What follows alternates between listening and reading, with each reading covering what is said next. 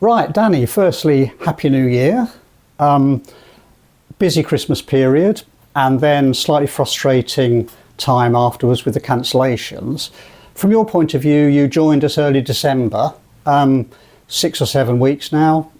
What's your feelings about those 7 weeks and where we're at? Yeah, Happy New Year to yourself and to everyone, all the fans and everyone involved with the club. It was a bit of a whirlwind coming in. We had a lot of games in a short period of time, and we picked up a relatively good points return from a 5-game block, and unfortunately we lost the first game of the next 5-game block, which was if I'm honest, I'm surprised the game was even played when I look at the fact that we haven't played for 2 weeks on the pitches that were available, and then we had to play that game down at Folkestone. But the bottom line was they played the pitch a lot better than we did, and we covered that before. But yeah, no, it's been interesting. It's been a different sort of environment to be working in with regards to getting used to having the lads only twice a week and whatnot, and a bit of frustration around getting training on because of the weather and games on because of the weather. But you know what, the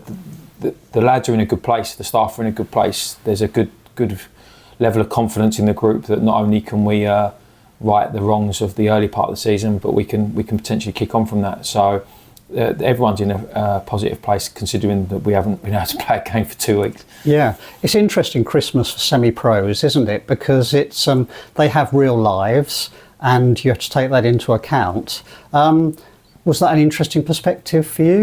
That different perspective? I mean, like, listen, I don't know what people have done and what they haven't done in football, but I've been in on Christmas Day and in on New Year's Eve, and we've worked on those sessions because we've got a game the following day. So to not have access to players over that period can be a positive and a negative. It's positive because they get to spend time with their families, which is important, and we have a good family kind of tradition at this club. It's a family club, and that's close to my heart. I like to spend time with my family, so ticks those boxes. But obviously, preparation-wise, you'd like to have them around you probably a bit more than what we have done. But then we got a good result on Boxing Day, so yes, indeed, we can't complain.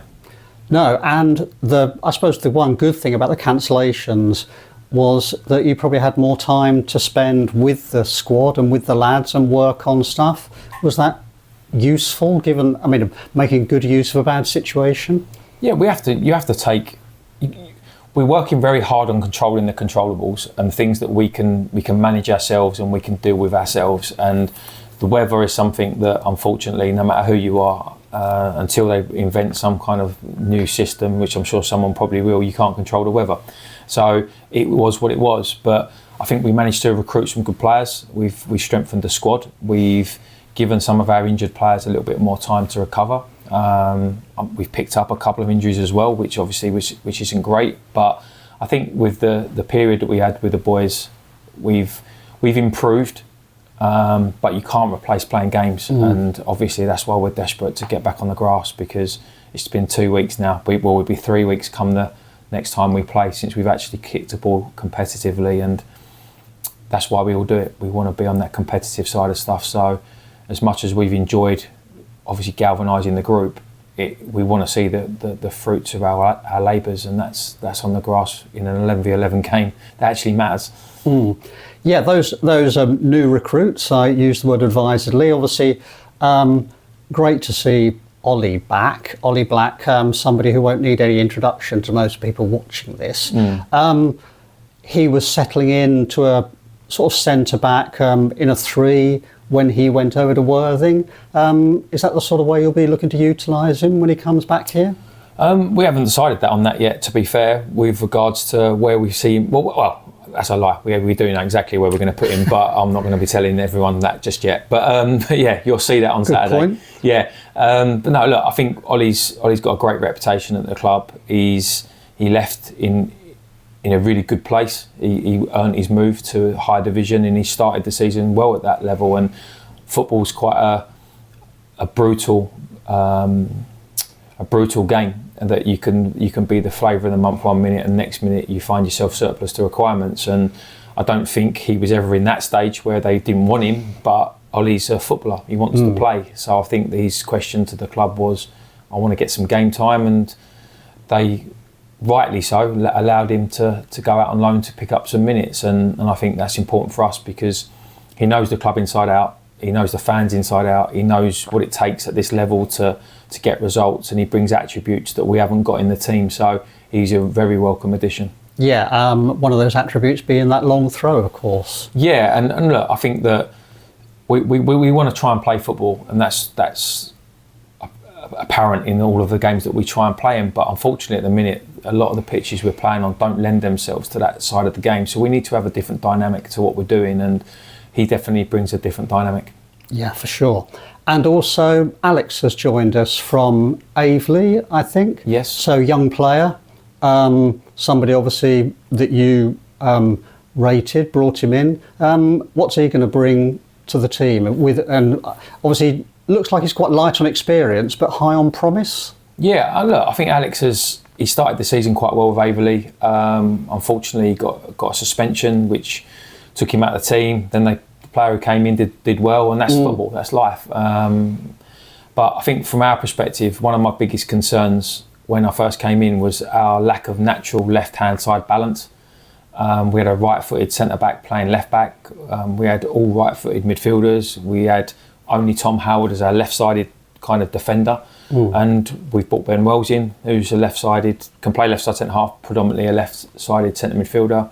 We've got Alex now, who's a left-footed left-back, and we've got 𝐈𝐍𝐓𝐄𝐒 in, who can operate as a left-side centre-half. So I think we've added that balance to the team, and Alex brings... Listen, he's a young lad. He's still learning his trade, and I'm sure he'll make mistakes here and there, and no different than any other players do. But he brings attributes that we didn't have at left back. He's a powerful runner. He likes to get forward, and I think he'll complement 𝐸𝐈𝐍𝐄𝐒, and whoever we decide to play left side of the front three, he'll complement them very well. Brilliant.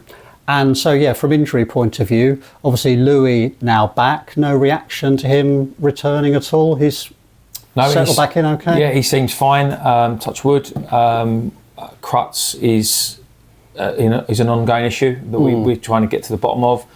And we've got a couple of other niggles and knocks that could potentially rule them out for Saturday, but obviously I'm not going to discuss that just yet because we don't know. So yeah. I think that it's frustrating because if everyone's fit, you're looking and thinking we've got a strong bench and we're happy with the starting 11, but with a few knocks and niggles, we have to be conscious of the fact that we might need to try and add one or two more, even if it's a short-term loan, just to get us through this next period, because we've got some really tough games coming up. Yes, so you're always on the lookout basically at the moment. I don't think it stops, and that is the one advantage of being at this level, is the window doesn't close till I think mid-March.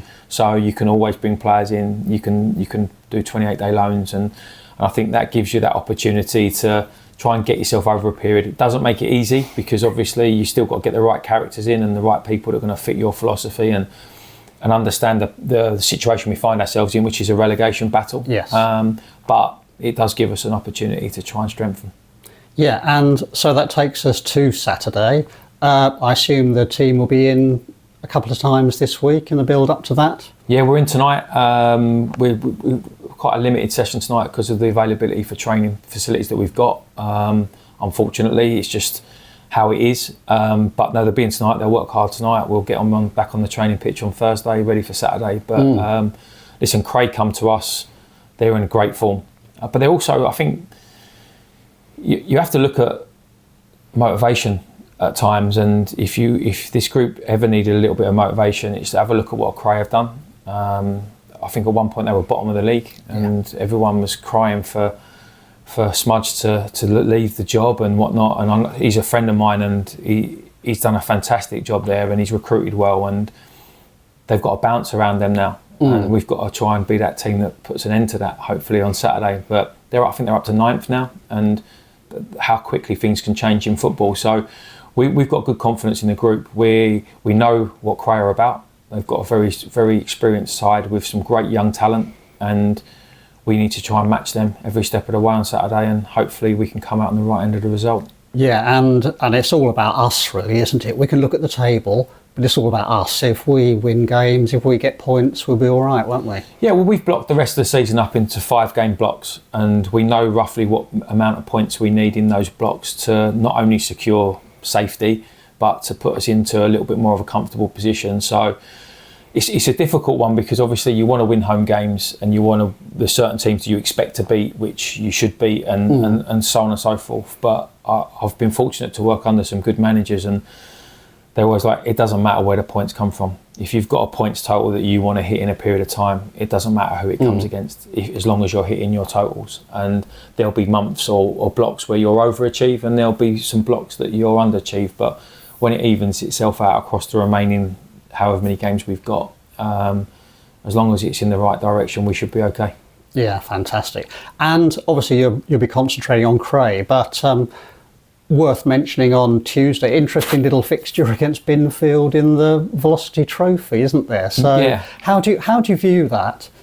I'm going to be honest, I haven't even thought about it. Yeah. We need to focus on Cray and getting the lads ready for that game. And I know it's a big cliche around it, like it's only the next game that counts, but the situation we find ourselves in, that's all we need to worry about. Yes. We need to get through the game Saturday, see who's fit, who's available, who needs minutes, who doesn't need minutes, and then we'll cross that bridge when we come to it. But all hands to the pump for Cray Wanderers at the minute.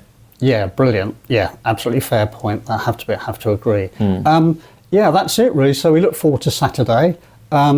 Yeah, hopefully 2 good nights training this week, and yeah, hopefully a decent crowd on Saturday to get behind the lads, because these home games matter, don't they?